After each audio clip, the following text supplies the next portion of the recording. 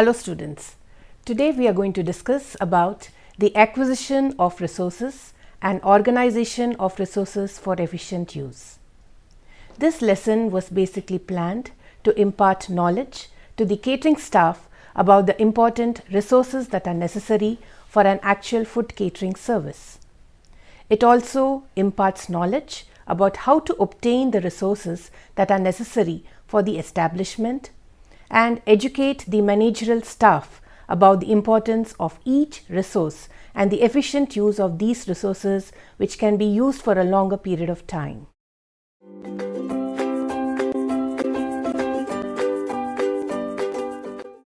Now, before we go to the different resources, let us understand the term resources. It is defined as those factors available to a catering manager for the production and service of food. And these are always limited for a number of reasons. Some are used up and finished with time, so they have to be continually generated to have constant supply. Others are gradually worn out in value and utility and needs to be constantly maintained till unfit for use and replaced when they become absolute. It is therefore evident that for an establishment to survive in its ever-changing and competitive environment, resources need to be utilized to their maximum, because no resource can be increased indefinitely. There are 8 resources identified in the catering management system that are very important. Now let us discuss these 8 resources. The first resource is money. The goal of every food service establishment is to make profits. But before it can be achieved, or this goal is achieved, there has to be money to invest and spend in order to acquire the other resources necessary for the production and service of food. It would therefore be appropriate to pinpoint briefly the methods by which an entrepreneur can raise the money for his or her establishment before the utilization aspect is considered. Some of the methods of raising money are one can borrow from any nationalized bank or government finance companies. They can join in partnership with other people who can share the investment in the business, purchase premises and equipment on a hire purchase basis, which can be paid for or in installments after the establishment is in operation. The owner can also use up his or her savings initially till the establishment earns enough profit to pay back. But this is not a desirable practice if the loans can be raised at a reasonable interest rate. Having raised the money, it is important to pay it back at the earliest to minimize interest payments. In order to do this, it must be invested wisely in space, equipment, materials, and other resources to get optimum return on investment.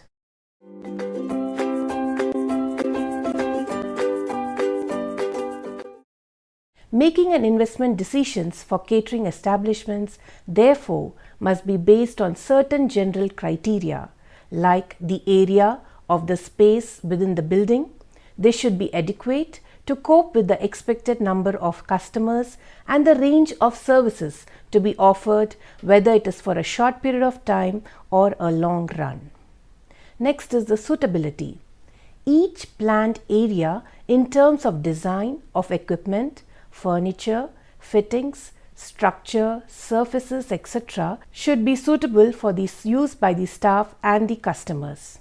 At the same time, it should provide an efficient, comfortable and safe working and dining environment. Next is the control system. Each part of the premises must provide the means for a built-in control system. In the case of food services, it amounts to watching relevant areas and instituting methods of control at the receiving, production, service and storage points. Control of operating and maintenance costs is important in all areas and for all equipment installed. These costs can be minimized by reducing man hours required for the operation by installing devices for routine jobs. If installations and spaces are designed for flexibility, smaller are required for a number of different activities. Fewer equipment should be purchased if they are multi-use pieces. The durability of materials and the equipment naturally makes the money go further than if replacements are necessary earlier. This implies continuity in the use of areas, equipment, and materials within an establishment. Any underutilization of these resources amounts to wastage. This can be judged on the basis of how quickly after the investment is made can the establishment pay it back with interest which has occurred. The next is safety. This is of prime consideration when making investment decisions and investing borrowed money. The second resource is space. Now, it is the second important resource of any catering establishment. Space, being the most expensive resource, requires thought for building upon it.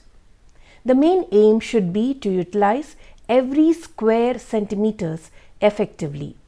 Spaces for food services may be acquired through auction, hire, purchase methods, direct purchase of land or building as considered suitable.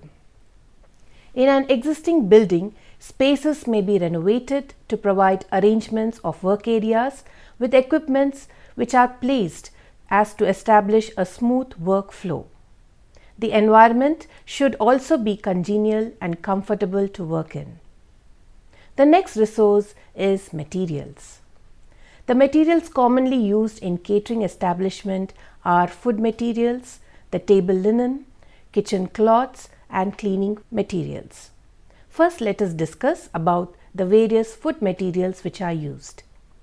These vary from perishable fruits and vegetables to longer lasting grains, pulses, and water. In addition, a wide variety of processed packaged foods may be used depending on the nature of the establishment, the menu, and the establishment policy concerning cooking, serving, and buying methods. When purchasing food materials, certain points have to be considered so that there is maximum utility. Always buy seasonal foods as they are cheapest in season and also contain maximum flavor, color, and nutrients. Consider the percentage of edible portion when buying. Match quality, variety, and the pack of food materials to the end use for which it is purchased. For example, long grains should be used for the dishes where grains should be visible, whereas broken rice can be used for dishes such as idli and dosa, which will be cost effective. Always match quality purchase to storage areas and the type of storage. Also buy quantities in relation to the turnover of the food materials, that is, its rate of usage. Relate purchase list strictly to the menu and vice versa, especially when perishable commodities are purchased. In general, food materials are best utilized when loss is prevented during receiving, the storage, preparation, cooking, serving, and clearing. The next one is cleaning material. The cleaning materials are easily wasted, especially in large establishments, because they are not the focus of attention of most of the supervisors. Excess detergent and cleaning liquids are used for cleaning the kitchen area, but when these are used in larger amounts than required, they not only are wasted but also cause damage to the equipments. Cleaning material also include the mopping, buckets, mops, and brooms. Multi-purpose cleaning materials must be used, which are cheaper and also are useful for many purposes. The maximum utility of cleaning materials, therefore, lies in establishing correct methods of cleaning, choosing simple, familiar, low-cost equipment, and using multi-purpose detergents and avoiding wastage. The next one is tableware. The next group of materials needed in food service, that is the tableware, include linen and appointments. Linen includes the kitchen cloths, dusters, and the table linen. These are required to be sterilized by boiling for half an hour in detergent water rinsing out the detergent and drying for reuse. Since these cloths need to be changed every day, the most efficient way to utilize them is to distribute 2 dusters and a kitchen cloth to each staff member working in the kitchens and the serving areas, so that they are responsible for them and use their own cloths for their work only. In most of the food services where self-service is prevalent, paper napkins are now provided to avoid laundry expenses. The fourth resource is equipment.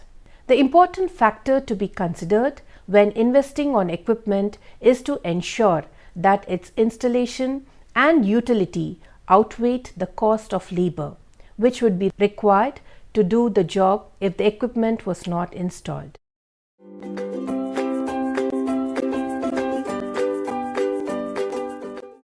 For maximum the use of equipment, therefore, its selection must be made on the basis of the lower labor cost, making monotonous jobs quicker and easier, making the environment more attractive and clean, higher staff morale, increasing production capacity within the limited spaces available, and having multi-uses so that the equipment does not lie idle for a long period of time.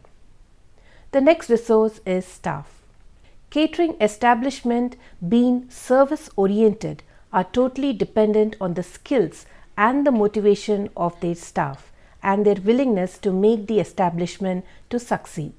No amount of mechanization give that personal touch to food which the production staff can, or replace the smile so necessary to lure the customers to a food service center.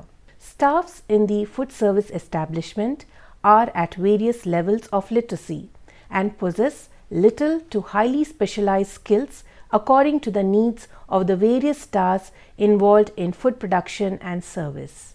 The next resource that we are going to discuss is time. All work, whatever its nature is, required to be performed within a restricted period of time.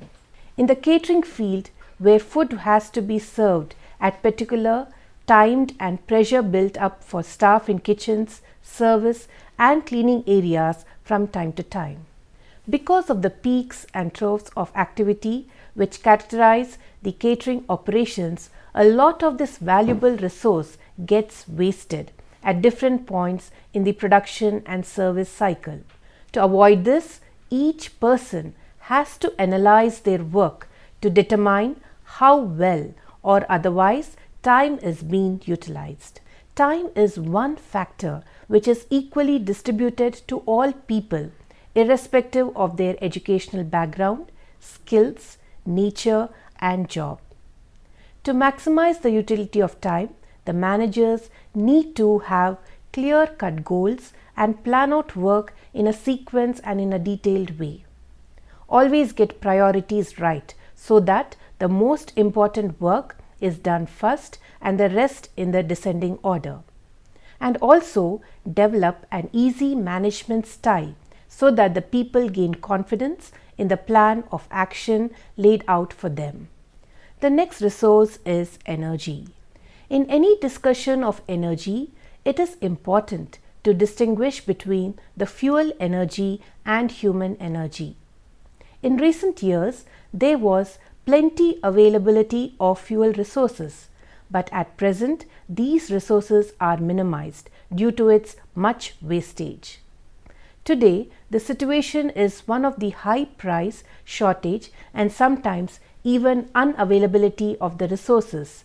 These apply for both the fuel and even human resource. An indication of good utilization of fuel is evident from the overhead expenses of an establishment.